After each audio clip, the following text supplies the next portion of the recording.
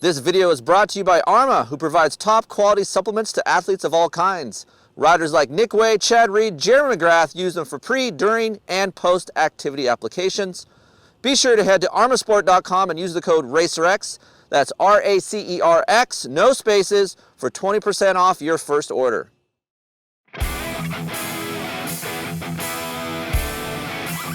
Hey everybody, I'm Kris Keefer and this is RacerX Films. Look at that big sign behind me. That's Glen Helen. We're at Glen Helen Raceway today for the 2020.5 KTM 450 SXF Factory Edition. We're going to test this sucker out, give you guys some feedback, and hopefully help you in your purchasing decisions to see if you want one of these things. So check back here in a little bit. We'll give you some information.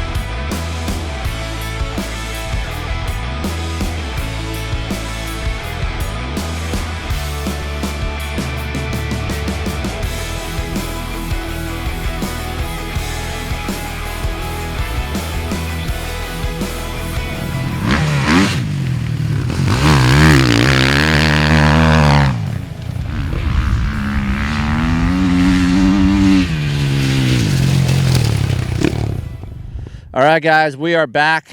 Long day at Glen Helen today.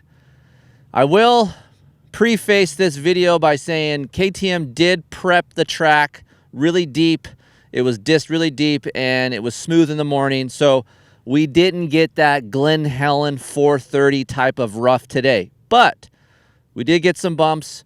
We have a good feeling of the engine because of how deep the conditions were, and in turn, what that does for us is helps us with some chassis feel. So, how does this 2020 KTM 450 Factory Edition stack up? Let's just start with the engine. Again, I don't like to say much like the Husqvarna because we did that video last week, but with the ECU mapping that they did for this Factory Edition, it is a freer engine revving feel.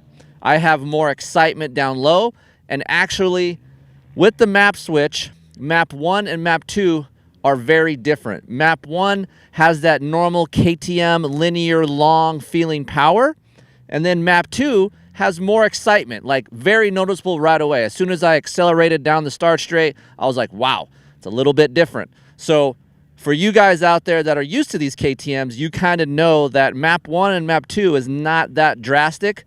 Well, on this new Factory Edition, it is very noticeable. So what I liked Map 2. I like a little bit more aggression. It was deeper conditions, like I said earlier. I want something with a little bit of excitement to get me in and out of corners quickly.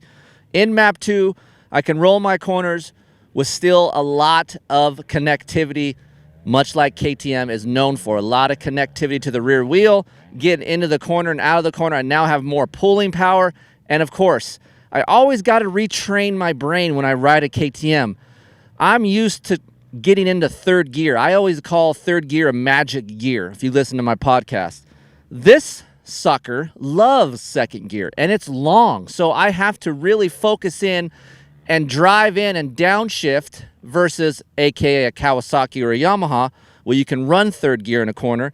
This thing likes to be revved out, much like a 350 style, but with more torque. So downshift to second, roll your corner, and let that sucker eat, because this thing will pull second gear most likely almost all the way down the straightaway. I was kind of mind blown by that today, because usually I'm already in third gear and I'm pulling down the straightaway.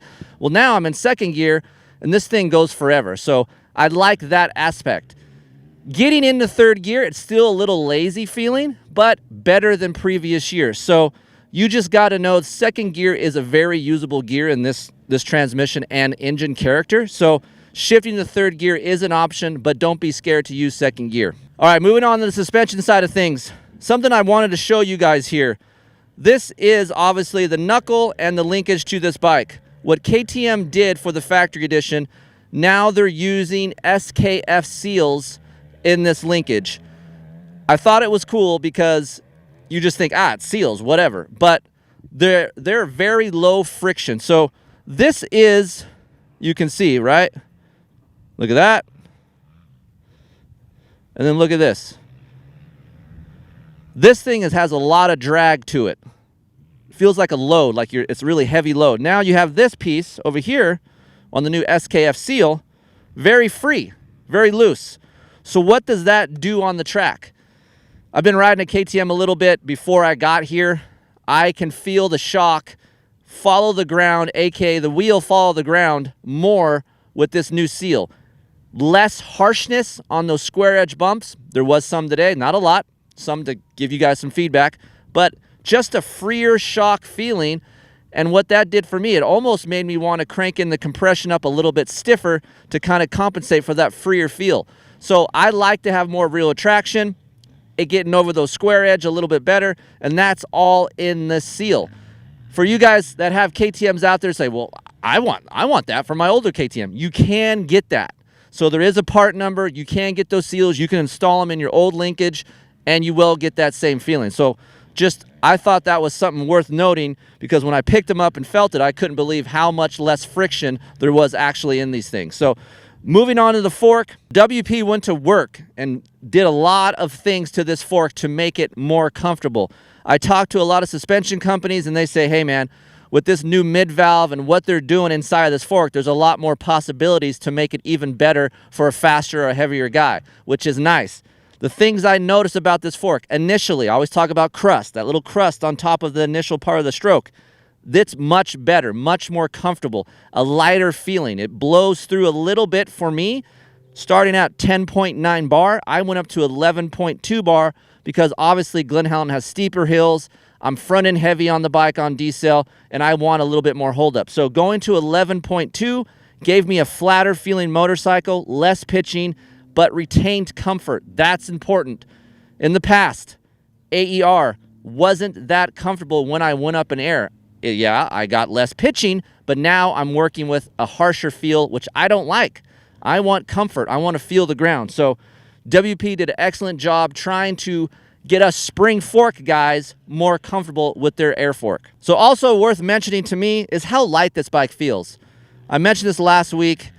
I've been on Japanese bikes a long time. I get back on a steel frame bike, and it just feels so light and flickable and just easy to corner. And I don't appreciate it until I get back on it. I'm like, man, those 12 to 14 pounds that are lost when you move to this bike is really felt from side to side movement. KTM has done an excellent job in creating a motorcycle that is great for a guy that wants stability and great for a guy that wants cornering handling.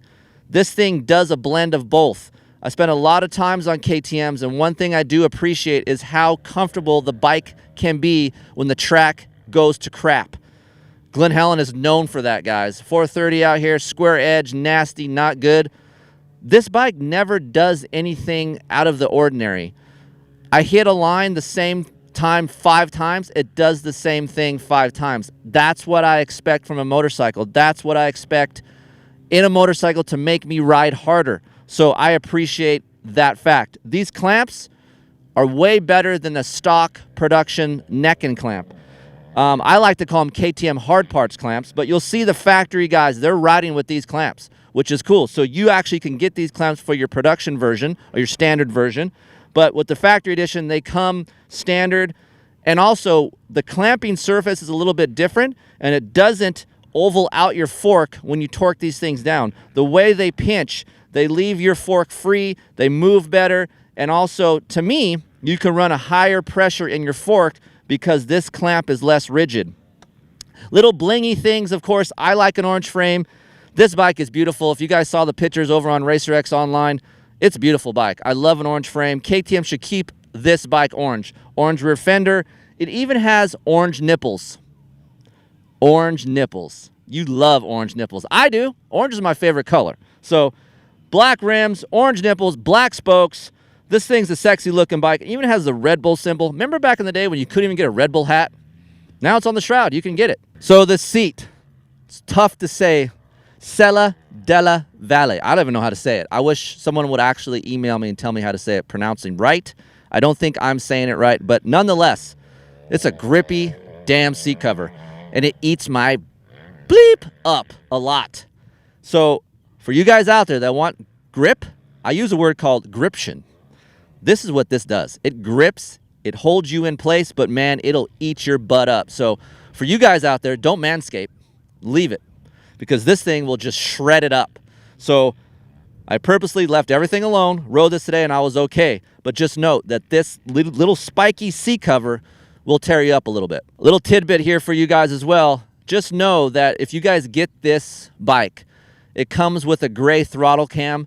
Put the black throttle cam in this thing. It's a little bit of a shorter throw, and it makes the bike a little bit more livelier than what we had today, and it feels like I don't have to crank it and do the big chicken wing because it's all the way like this. Now you have a little bit less, easier to manage, and I like that. Of course, KTM hydraulic clutch, Brembo hydraulic clutch, and Brembo brakes, best in the biz. I always forget how good Brembo brakes are, and man, it is something I would like to have on every single motorcycle. KTM has it. They're doing it the right way. The whole motorcycle itself is just a very solid feeling. Not a lot of vibration. I complain about vibration on this bike, especially with these bars, but today, not a lot of vibration. Moving on to the Kropovich muffler. That's how you say it. I've been saying it a lot lately. A Kropovich. That's a Kropovich slip-on. Now, compared to the Husqvarna, and I know KTM and Husqvarna hates it when I do this, but we're going to do that because I know you guys at home, just like Keefer, it's the same bike. It's not. A little bit different. Swing arm, subframe, and of course the slip-on is different. A Kropovich doesn't have the crack like the FMF does, but it does build RPMs a little bit quicker through the mid-range, so just know that for this bike, it matches, for me, my style a little bit better because of how gradual and smooth I ride. So a Kropovich muffler, it's a thing of beauty. It's very, very light. You guys can mate that with a head pipe, and what that will do is give you a little bit more mid-range and pickup. So pretty cool that KTM involves a Kropovich. It's a slip-on, easy to do, no problem. Don't take the insert out on this thing. Leave it in. Just leave it in. There's a screen in there. Don't freak out. It's not a spark arrestor. It needs back pressure, so just leave that sucker in. So a Kropovich did a great job with that muffler. A couple little things that I think is really cool that KTM does that I find myself liking when I have this bike all year. One, it has a built-in hour meter already ready to rock up here near the head tube. And something that you guys may or may not know, there is a sag mark built into the rear fender plastic area right here. So it's already pre-done up for you. You don't have to make the mark with the Sharpie. You stick your stick in there. It has a sag mark. Very cool little things that KTM does to make it easier for us out there when we're at the track. All right, so this is our first day on this bike. It was a good day. I'm going to continue to ride this sucker. I ride a lot. It's what I do. You can go to racerxonline.com for more information about this bike. We will get some info up there soon. Also, any questions, Kris at KeeferIncTesting.com. I'm here to help you guys. So see you on the next one.